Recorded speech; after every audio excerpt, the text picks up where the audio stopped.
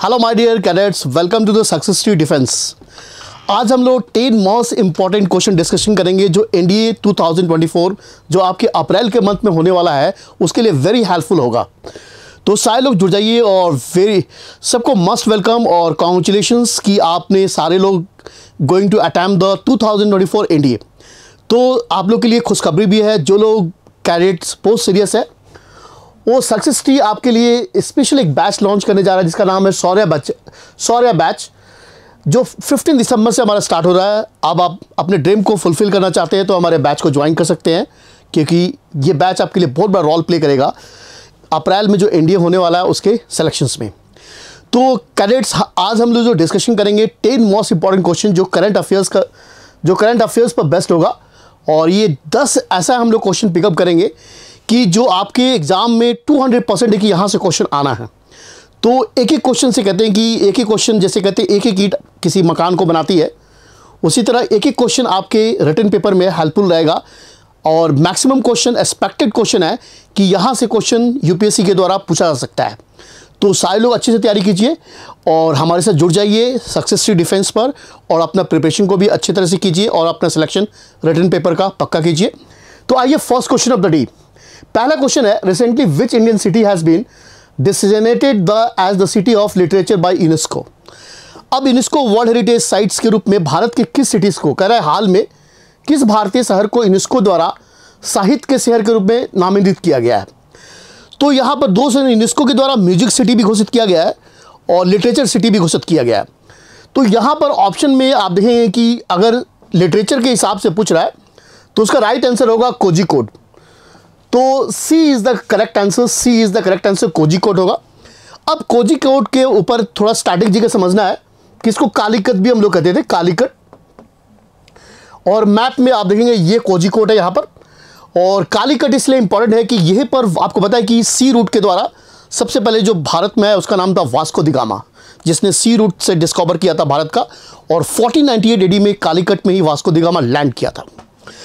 और कोझिकोड को भारत का सिटी ऑफ स्पाइस भी कहते हैं, मसाला का शहर कहते हैं, और पुर्तगालियों से भी जुड़ा हुआ है। और वास्को द गामा सबसे बड़ा लैंड किया गया है, और यूनेस्को द्वारा हाल में इसको लिटरेचर सिटी के रूप में घोषित किया गया है। और ये कॉन्सेप्ट जुड़ा कि अगर पूछ दे म्यूजिक सिटी कि रिसेंटली यूनेस्को द्वारा किसको म्यूजिक सिटी ऑफ इंडिया घोषित किया गया है, तो उसका आंसर ग्वालियर होगा। तो दो क्वेश्चंस आपके एग्जामिनेशन के लिए इंपॉर्टेंट है जो एनडीए 2024 में पूछे जा सकते हैं। नेक्स्ट क्वेश्चन नंबर 2 देखिए। क्वेश्चन नंबर 2 देखिए, who on the bland day, ये अवार्ड है बैलन डी ओआर 2023। तो बैलन डी ओ 2023 जो अवार्ड फ्रांस के द्वारा दिया जाता है स्पोर्ट्स के क्षेत्र में, तो किसने अभी रिसेंटली इसको जीता है, किसको दिया गया है।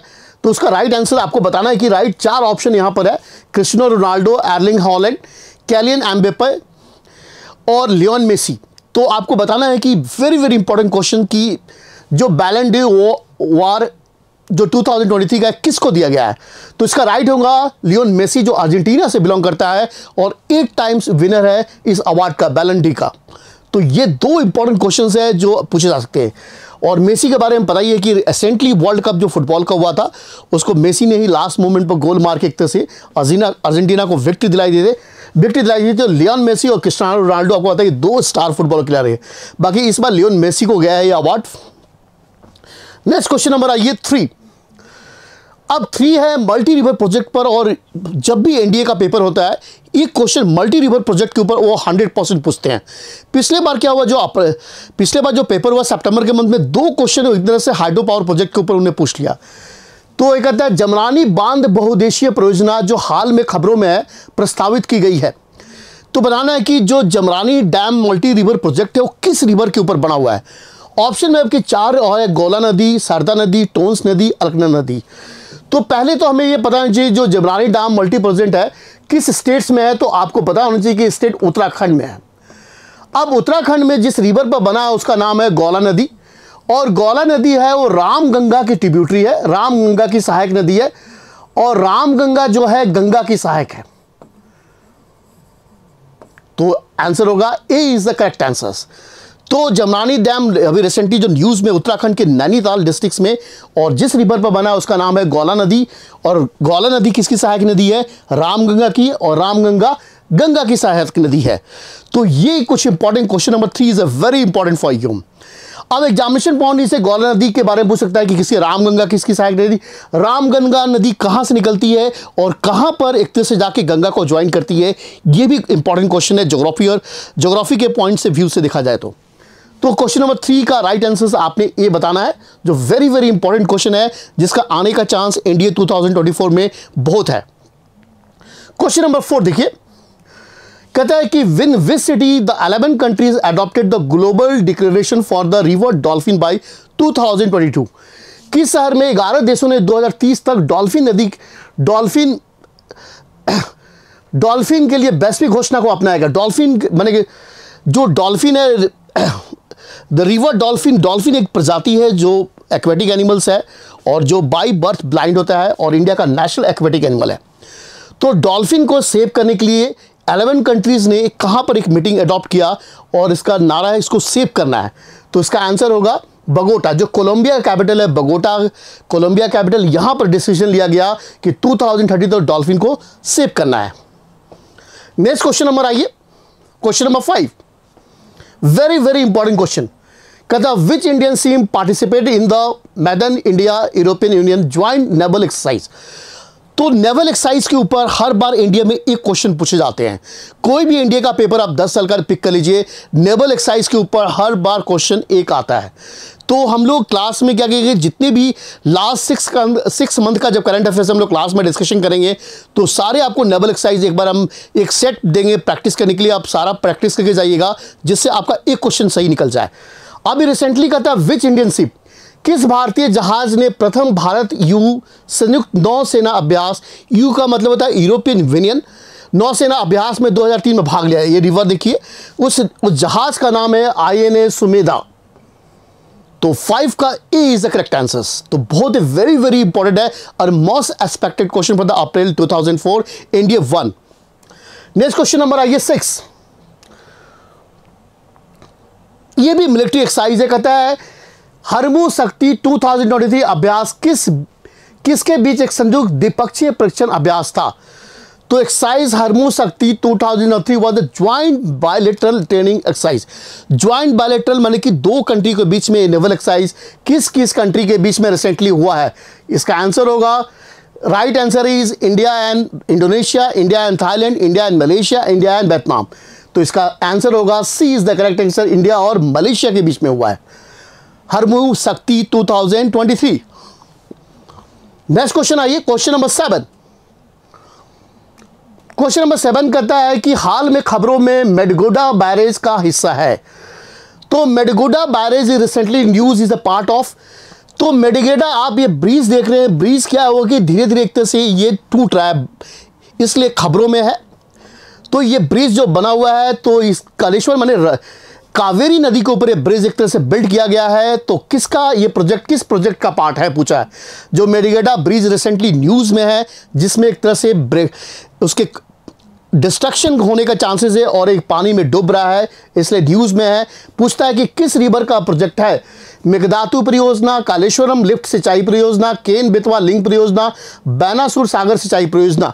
तो इसका B is the correct answer, Kaleshwar lift irrigation project का ये ब्रिज हिस्सा है। नेक्स्ट क्वेश्चन आइए, question number 8, very very important. कहता है which Indian village has been awarded the best tourism village 2023 by the world tourism organisation. तो world tourism organisation के द्वारा भारत के किस विलेज को बेस्ट विलेज के रूप में घोषित किया गया है। तो इसमें ऑप्शन में जटिंगा असम, धनुषकोडी तमिलनाडु, माउलिंग मेघालय और धोर्डू गुजरात। तो धोर्डू गुजरात जो रन ऑफ कच्छ में गांव है, रन ऑफ कच्छ में, रन ऑफ कच्छ गुजरात में, जिसको बेस्ट विलेज का अवार्ड दिया गया, बेस्ट टूरिज्म विलेज का अवार्ड दिया गया धोर्डू गुजरात में।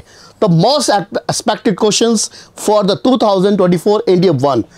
तो ये कैरेट्स जो हम लोग क्लास में डिस्कस है 10 मोस्ट इंपॉर्टेंट क्वेश्चन जिसके 200% गारंटी है कि इंडिया 1 में आने के चांसेस हैं। नेक्स्ट क्वेश्चन नंबर आइए, क्वेश्चन नंबर 9।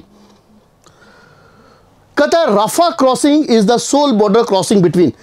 तो राफा जो है बताना है, राफा एक क्रॉसिंग है दो कंट्री को कनेक्ट करने का, वो किस किस कंट्री के बीच में है?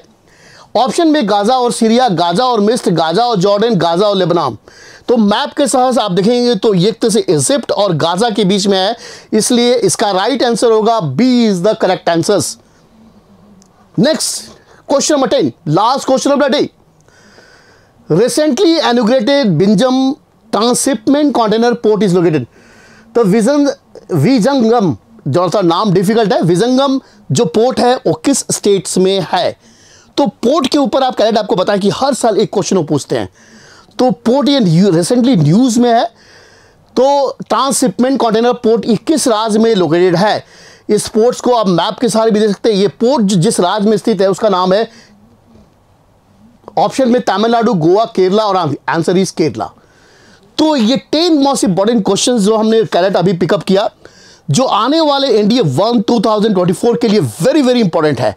तो आज का 10 बेस्ट इंपॉर्टेंट क्वेश्चंस और best business for the coming NDA for 2024। तो कैलेंडर जल्दी से जुड़ जाइए हमारे साथ। और एक चीज़ और, डोंट फॉरगेट द चैनल को सब्सक्राइब भी कीजिए कि जो भी वीडियो हम डाउनलोड करें एक्सपेक्टेड क्वेश्चन का, वो आपको मिलते रहे और आपका रिवीजन प्रॉपर तरीके से चलते रहे। तो आज की क्लास के लिए thank you very much, have a nice day. Next session में मिलते हैं 10 मोस्ट इंपॉर्टेंट क्वेश्चन के साथ, 10 मोस्ट एक्सपेक्टेड क्वेश्चन के साथ। तब तक के लिए जय हिंद, जय भारत।